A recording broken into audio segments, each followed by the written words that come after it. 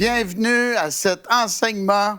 Aujourd'hui, vous allez entendre un message, encore une fois, très puissant, qui ne sort pas de moi-même, mais qui sort de la parole infaillible de Dieu. Je vais vous apporter la parole de Dieu sur l'Évangile. C'est la puissance de Dieu. Laissez-moi vous dire, s'il vous plaît, s'il vous plaît, s'il vous plaît, ne comparez pas Jésus à une religion qui n'a pas de vie. Ne comparez pas Jésus à une église qui n'a pas de motivation, qui n'a pas d'entrain. S'il vous plaît, ne comparez pas Jésus à quelqu'un qui ne connaît pas Dieu. L'Évangile, c'est percutant, c'est quelque chose de vrai, de réel, qui bouleverse les vies. C'est tellement puissant. La Bible, elle nous dit, écoutez-moi, à 18 ans, j'ai eu une opération de cœur. Ben oui. La Bible nous dit, dans Ézéchiel 36, je vais ôter le cœur de pierre et je vais mettre un cœur de chair. C'est ce qui m'est arrivé à l'âge de 18 ans. J'ai été divinement opéré par le Saint-Esprit à l'intérieur de moi. Et qu'est-ce que Jésus, le Christ, a dit à Nicodème?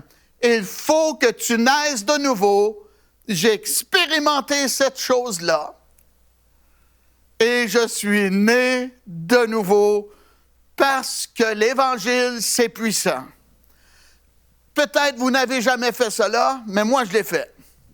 Ben oui. J'ai grandi à l'Église évangélique, chrétienne. Mon papa est un pasteur. Ma mère m'a enseigné la parole de Dieu. Elle priait avec les enfants. Elle nous racontait des histoires de la parole de Dieu. Ben oui. Et moi, bien, j'allais à l'église avec mes parents. Et mon père apportait la parole de Dieu. Et moi, je m'assoyais avec ma maman à l'arrière ou l'avant-dernier siège.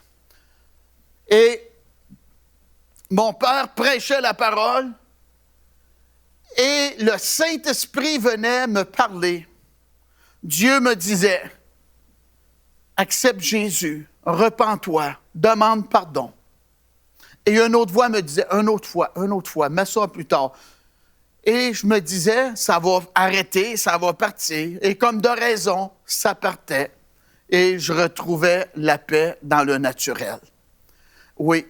Mais il a fallu, à 18 ans, que je reconnaisse que j'étais un pécheur. Qu'est-ce que je voulais vous dire? C'est lorsque je grandissais, j'essayais d'arrêter de mentir, de blasphémer. Blasphémer, c'est dire des gros mots, des mots méchants. Prendre le nom de Jésus quand on est fâché. J'étais comme ça. Mais mon père était pasteur, mais moi, j'étais esclave de l'ennemi. Et j'ai essayé, par moi-même, d'arrêter de pécher. Comment j'ai fait ça? Je comptais dans le jour combien de désobéissance à la parole de Dieu que je pouvais faire, à ma connaissance, et j'essayais de diminuer. C'est de la bonne volonté. Vous avez peut-être jamais fait ça, mais moi, je l'ai fait. Mais j'étais pas capable. Une journée, ça allait bien, une autre journée, mais je retombais encore parce que la Bible dit « Quiconque se livre au péché est esclave du péché ». Le péché, c'est un vieux mot, on n'entend presque plus ça dans notre société. Le péché, c'est la désobéissance à la parole de Dieu. Tu voleras point, tu commettras point d'adultère, tu ne diras pas de faux témoignages, ça veut dire mentir sur les autres. Amen. On a brisé les commandements de Dieu, et combien? Et moi, bien, j'ai dû me repentir. C'est le premier message de Jésus, repentez-vous et croyez à la bonne nouvelle. L'Évangile, c'est percutant, c'est bouleversant. quand tu vas rencontrer Jésus, ta vie ne sera plus pareille. Impossible, je le redis, impossible de rencontrer Jésus et de rester comme nous étions. Un seul ne change pas et c'est Dieu parce qu'il est parfait, mais toutes les autres, chacun de nous, avons besoin de naître de nouveau, recommencer une vie nouvelle avec Dieu. Amen. L'Évangile, c'est la puissance de Dieu. C'est quoi l'Évangile? L'Évangile, c'est Dieu qui s'est fait chair et qui est venu habiter sur cette terre, qui est la lumière des hommes. Il est venu pour éclairer les gens. Et la Bible nous dit, celui qui me suit ne marchera pas dans les ténèbres parce qu'il va avoir la lumière de la vie. La bonne nouvelle, Jean 3,16, car Dieu a tant aimé le monde qu'il a donné son Fils unique, afin que quiconque croit en lui ne périsse point, mais qu'il ait la vie éternelle. C'est l'Évangile, c'est Dieu qui s'est fait chair et qui est mort d'amour pour nous avoir avec lui au ciel. Wow! Et il nous veut avec lui sur cette terre. L'Évangile, c'est la puissance de Dieu. Alléluia! Le mot puissance, c'est dynamis. Ça veut dire que c'est la puissance qui fait les miracles. Hey, j'ai vécu gros des miracles dans ma vie, moi. Oh oui! Et je vous l'ai dit, j'essayais d'arrêter de blasphémer, de mentir, et je n'étais pas capable. Parce que j'avais cette chaîne, cette dépendance de désobéissance dans ma vie. L'ennemi était présent dans ma vie. J'étais pas capable d'arrêter de faire le mal. Mais lorsque j'ai rencontré Jésus, comme l'apôtre Paul, moi, j'ai pas tombé de ma monture, mais j'ai eu une expérience renversante avec Dieu. Et toi aussi, tu peux avoir une expérience renversante avec Dieu. Impossible de rencontrer Dieu et que notre vie ne change pas en bien. Si tu as rencontré Dieu et ta vie n'a pas changé, c'est parce que tu ne l'as pas rencontré. Quand on rencontre Dieu, la lumière de Dieu entre dans notre vie, la vie de Dieu vient à l'intérieur de nous, et l'apôtre Paul a dit, si je vis, ce n'est plus moi qui vis, c'est Christ qui vit en moi. Alléluia!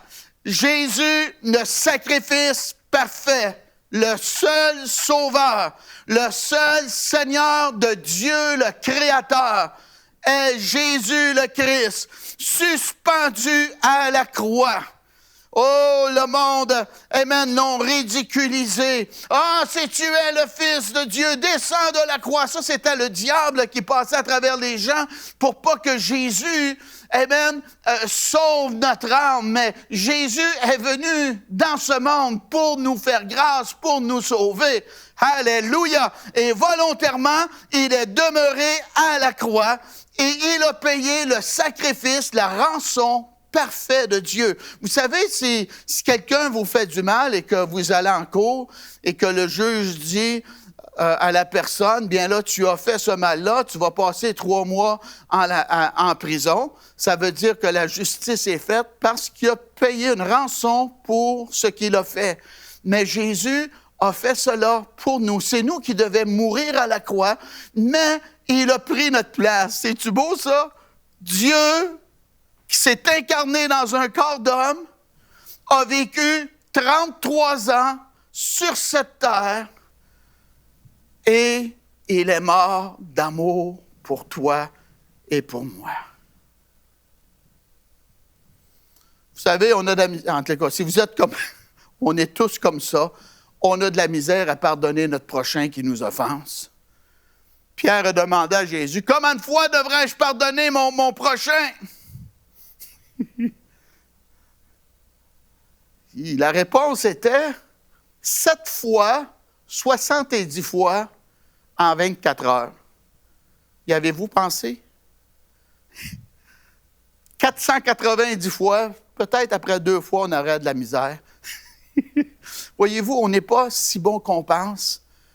Et Jésus, son sacrifice parfait pour la race humaine, son sang nous purifie de tout péché. Moi, je veux vous dire, qu'est-ce qui s'est produit lorsque Jésus, suspendu à la croix, qu'est-ce qui s'est produit? Écoutez bien, c'est tellement puissant, c'est tellement bon. Qu'est-ce que Jésus a fait à la croix? Colossiens, 2e chapitre, la Bible elle nous dit, commençant au verset 13, « Vous qui étiez morts par vos offenses et par l'incirconcision de votre chair, il vous a rendu à la vie avec lui en nous faisant grâce pour toutes nos offenses. » C'est beau, hein?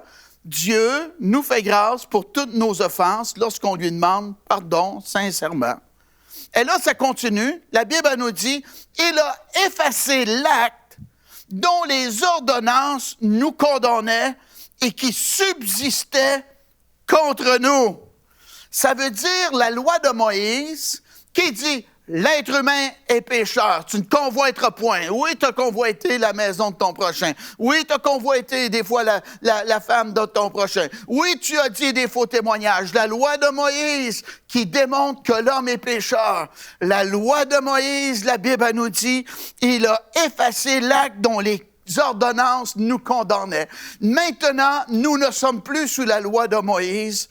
Nous sommes sous la dispensation de la grâce et les ordonnances, les animaux qu'ils devaient offrir pour recevoir le pardon de Dieu, maintenant on n'a plus besoin de faire cela parce que nous sommes dans la dispensation de la grâce et l'acte qui nous condamnait, la loi de Moïse, les ordonnances, les façons de faire sous la loi de Moïse, c'est passé.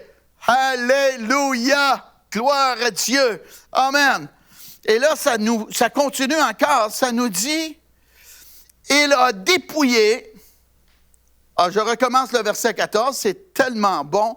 Il a effacé l'acte dont les ordonnances nous condamnaient et qui subsistait contre nous. Amen!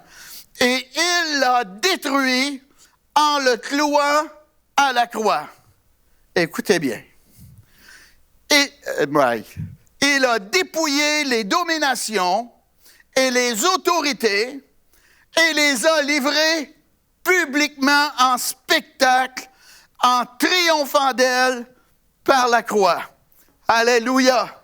Jésus à la croix du Calvaire.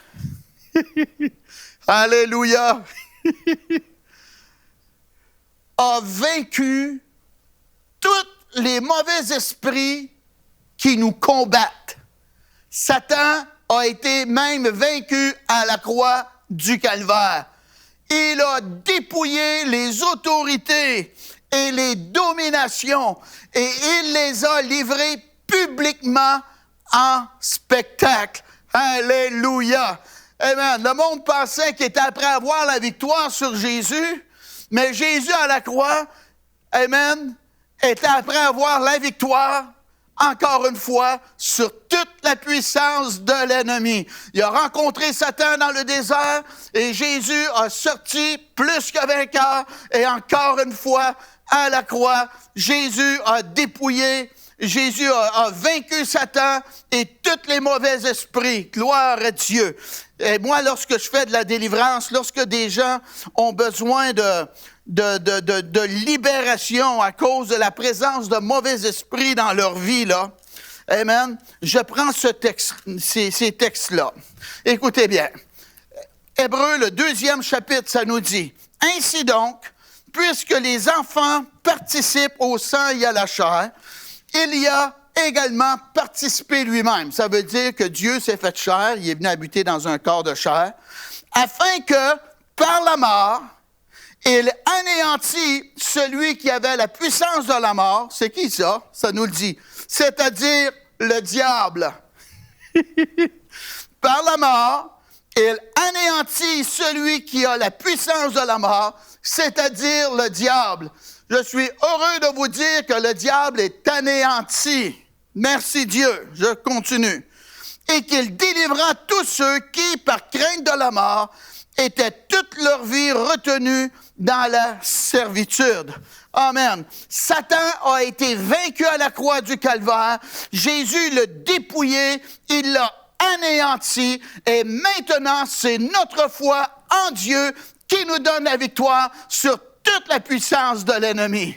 Alléluia. Gloire à Dieu. Jésus a dit, voici, je vous donne puissance, autorité plutôt, sur toute la puissance de l'ennemi et rien ne pourra vous nuire. Il a dit, allez par tout le monde et prêchez la bonne nouvelle à toute la création. Celui qui croira et qui sera baptisé sera sauvé. Celui qui ne croira pas sera condamné. Amen. L'Évangile, c'est la puissance de Dieu. Ça nous dit, ils imposeront les mains aux malades et les malades seront guéris. Gloire à Dieu. Ils chasseront les démons. S'ils boivent quelques breuvages mortels, il ne leur fera point de mal. Et la Bible nous dit, et ils s'en allèrent prêcher partout, et le Seigneur travaillait avec eux. Alléluia! Et c'est encore comme cela de nos jours. Et le Seigneur travaillait avec eux. Si tu as la foi, amen, impose tes mains sur les malades et attends-toi à la guérison au nom de Jésus. Pas dans ton autorité, mais dans le nom de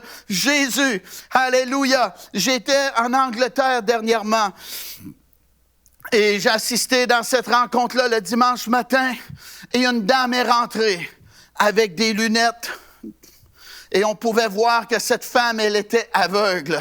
Et j'ai apporté la parole de Dieu et bon, j'ai laissé faire. Dieu m'avait pas parlé comme tel pour cette femme, pour sa guérison. Donc, j'ai retourné à ma place, j'ai laissé faire. Et le pasteur m'a dit, toi, viens ici, en parlant de moi, toi, viens ici. Et là, il y a la madame, il voulait que cette dame vienne en avant. Amen. Et là, il dit, prie pour elle. Bon, amen. Wow, c'est quoi, là? Une femme aveugle. Et ce que j'ai fait, j'ai dit, Seigneur Jésus, lorsque tu étais sur la terre, tu guérissais les aveugles. Guéris cette femme. Amen. Au nom de Jésus. Aveuglement. J'ai fait du ministère auprès d'elle. Seigneur, guéris cette femme. Et qu'est-ce qui s'est produit? Le Seigneur a touché la vision de cette femme. Cette femme pouvait toucher mon visage. Elle me voyait. Oh, elle avait de la joie. Pourquoi? Parce que la puissance de l'Évangile, le Seigneur Jésus avait touché cette femme. Amen. Et c'est la même chose encore aujourd'hui. Il n'y a pas de différence noir, blanc, chinois, japonais. Amen. Quiconque va invoquer le nom du Seigneur sera sauvé, nous dit la parole de Dieu. Laissez-moi vous dire, amen, les disciples sont sortis, les apôtres sont allés, ils ont annoncé la parole du Seigneur et le Seigneur travaillait avec eux. Alléluia. Peut-être que tu as une dépendance dans ta vie, mais il y a possibilité pour toi de recevoir ta libération. Tout est possible à celui qui croit. Le diable est tellement méchant. Il promet beaucoup, puis il donne très peu. Pourquoi servir le diable et marcher avec lui, amen, et dire que tu as du pouvoir, tu as de la puissance. Laisse-moi te dire, les enfants de Dieu ont plus de puissance que les croyants, les incroyants. Pourquoi? Parce que Dieu, c'est une puissance miraculeuse et le Seigneur travaillait avec eux. Gloire à Dieu. Amen. Il y a des délivrances, des gens qui ont besoin de libération des puissances des ténèbres. Amen. Vous pouvez recevoir cela. Il y avait un homme qui vivait parmi les morts. Pourquoi? Parce qu'il n'avait pas d'argent. Il y avait des dépendances. Oh, ça allait pas bien dans sa vie. Possiblement qu'il était rejeté par les gens de sa famille et la société. Et la Bible nous dit qu'on ne pouvait pas le contrôler. Ils avaient essayé de le dompter avec les chaînes, mais il brisait les chaînes. Mais Jésus a passé sur son chemin. La puissance de l'Évangile a passé sur son chemin et a bouleversé la vie de cet homme. Et cet homme a été complètement libéré. Alléluia. La Bible nous dit qu'il était assis, vêtu et dans son bon sens. Alléluia. Amen. Il y a l'esprit de folie du monde qui viennent fous à cause de la puissance de l'ennemi. On peut penser à Saül.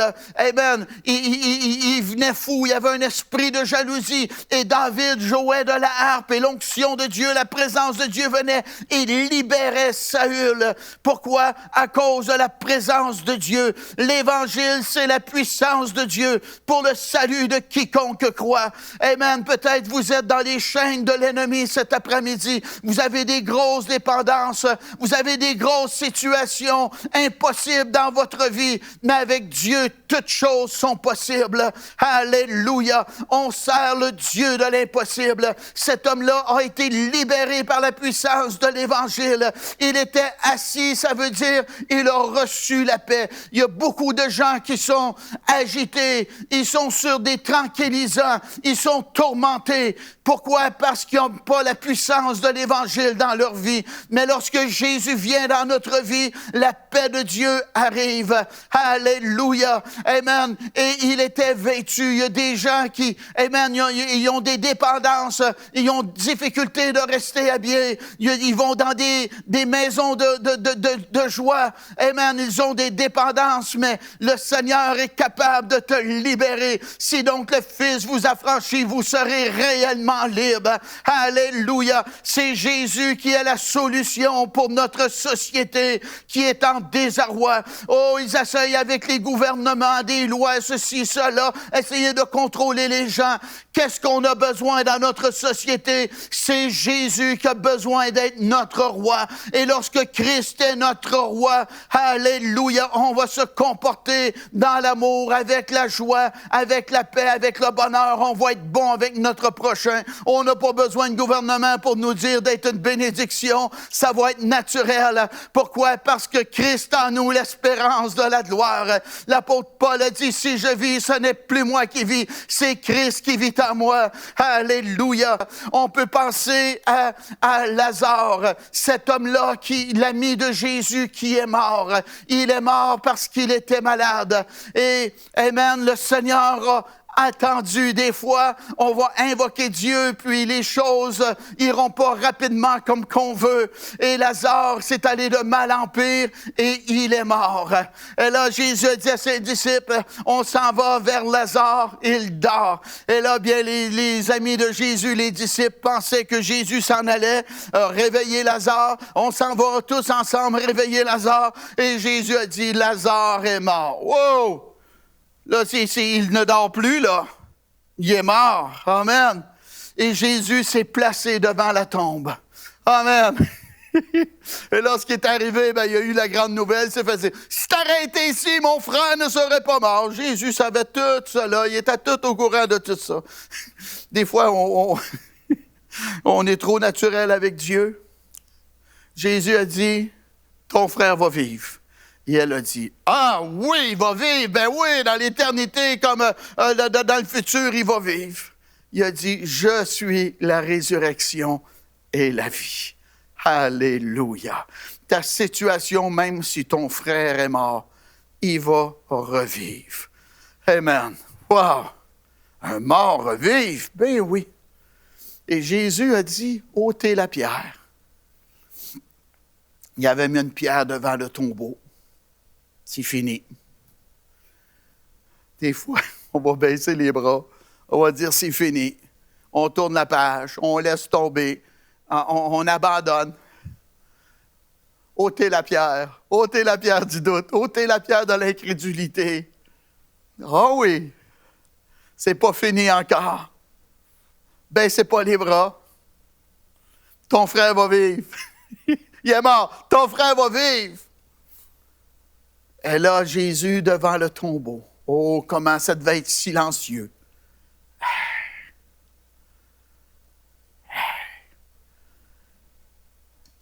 Il y a de quoi qui va se produire, là. Jésus est placé devant le tombeau.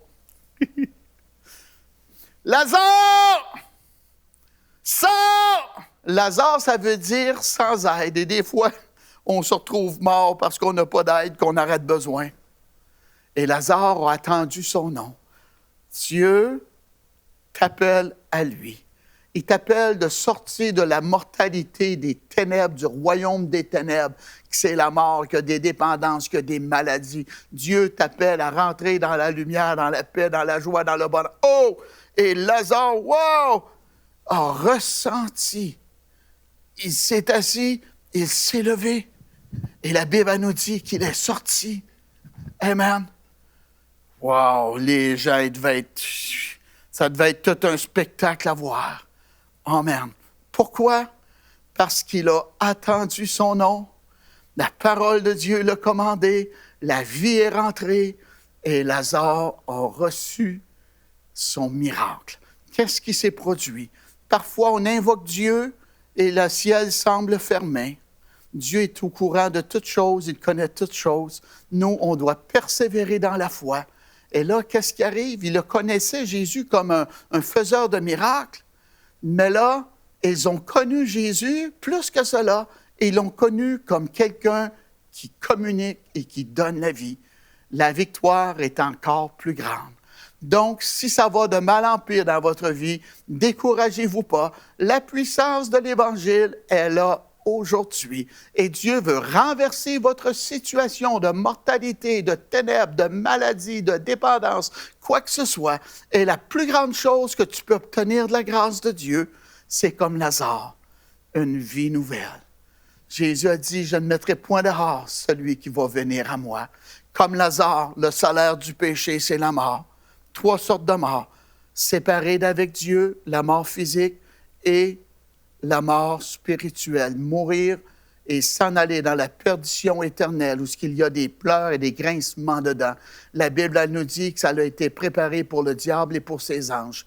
Jésus est mort à la croix pour nous sauver, nous racheter, nous faire sortir du royaume des ténèbres et nous libérer de la puissance des ténèbres. L'apôtre Paul a dit, si je vis, ce n'est plus moi qui vis, c'est Christ qui vit en moi.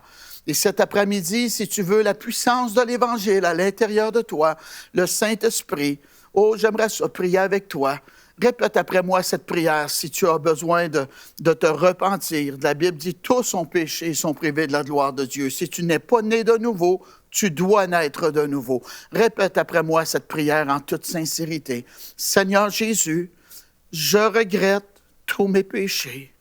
Pardonne-moi. Je reçois ton pardon. Je reçois ta grâce par la foi. Merci Jésus de faire de moi un enfant de Dieu. Amen. Si vous avez fait cette prière, bienvenue dans la grande famille de Dieu. Les anges se réjouissent. La Bible a dit, il y a plus de joie dans le ciel pour un seul pécheur qui se répand. Allez sur emcitv.com. Envoyez-nous votre témoignage que vous avez reçu le don de la vie éternelle. emcitv.com. Salut et laissez-nous savoir que vous avez reçu Jésus, la grâce de Dieu dans votre vie. On va être content d'avoir cette bonne nouvelle-là. Et on a du matériel à vous faire parvenir. Écrivez à EMCI, dites-leur vous avez accepté Jésus et vous allez recevoir du matériel pour vous aider dans votre nouvelle marche avec Dieu. Amen. Laissez-moi prier pour vous. Seigneur Jésus, ceux qui ont des dépendances dans leur vie, ceux qui ont de la sourdité, ceux qui ont de la dépression, ceux qui ont besoin d'un relèvement dans leur âme, dans leur esprit, de la maladie, des problèmes familiers, problèmes financiers. Oh Dieu, fais une percée dans leur vie. Interviens, Père. Tu es le Dieu de l'impossible. Tout est possible à celui qui croit. Au nom de Jésus, glorifie-toi, Père. Amen. Alléluia. Merci d'avoir été à l'écoute de cette session. Continuez à entendre la parole de Dieu et ceci va être un encouragement, une force dans votre vie. Que Dieu vous bénisse abondamment.